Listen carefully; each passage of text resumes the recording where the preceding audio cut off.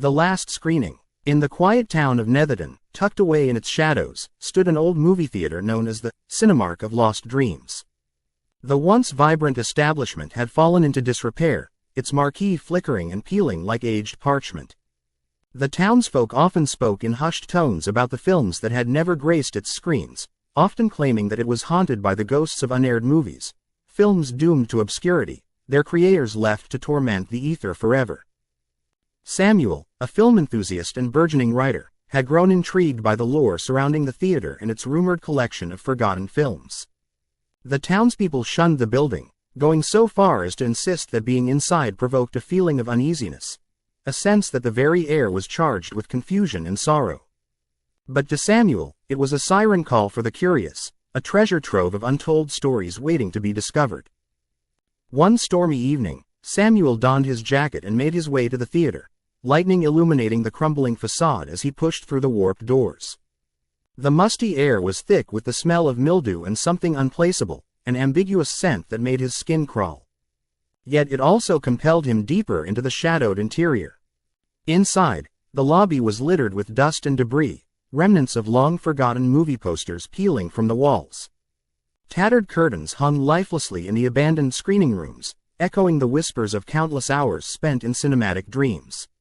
Samuel felt an inexplicable urge to explore the depths of the theater, searching for the lost reels that lingered like phantoms in the dark. As he wandered, Samuel stumbled upon a door that bore no sign, its surface warped and cracked. An impulse gripped him, pushing him to push it open. Inside, a small projection room waited, the heart of the theater. There, amidst the cobwebs and forgotten film canisters, lay a dusty old projector. It seemed almost alive, beckoning him to connect it to a source of power. Unable to resist, Samuel found an electrical outlet and plugged in the machine, feeling a thrill of anticipation. To his astonishment, the projector whirred to life, struggling against the weight of history.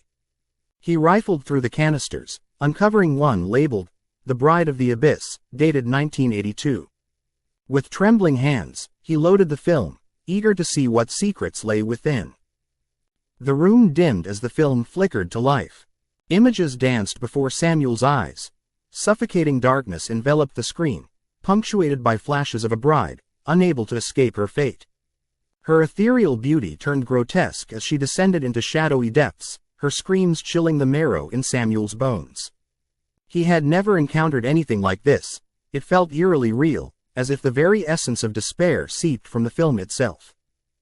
Suddenly, the lights in the room flickered, and he felt a breath on the back of his neck, a cold whisper that seemed to resonate through him. Samuel turned, the room darkening around him as a spectral figure coalesced from the shadows, her features obscured. Desperation washed over him, and he felt a pull towards the screen, an overwhelming urge to join the bride in her eternal descent. "Let me go," he whispered, although it felt useless against the tide of dread that sought to envelop him. "It's not done," the figure replied, her voice like brittle glass, cutting through the silence. "You have chosen to witness. You are now part of *, the Bride of the Abyss." Samuel screamed, but it was swallowed by the projection. The film looped, the bride's cry echoing in perfect harmony with his own. Images of the theater's past flickered past him, over 100 supposed audiences, glued to their seats but never to leave. They had all chosen to partake in unaired tales, their dreams fading into nightmares, becoming a part of the cursed collection filed away in oblivion.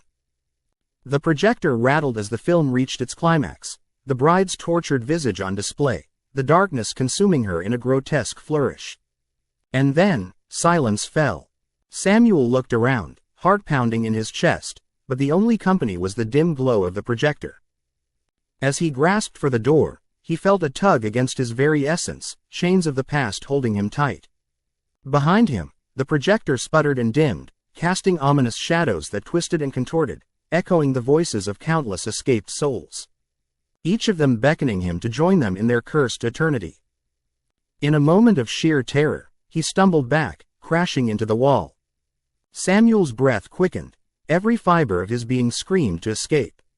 He lunged for the door, every instinct pushing him toward the light, a light that felt like salvation, yet beckoned with the certainty that many before him had failed to see. The door swung open, and he fell into the lobby, the resonating whispers trailing behind him. He stumbled blind, crashing through the exit. The theater, once alive with the flicker of film, now lay imprisoned in deathly silence once more.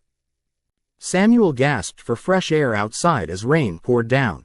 He felt the heavy shadows recede, though the chill remained in his spine.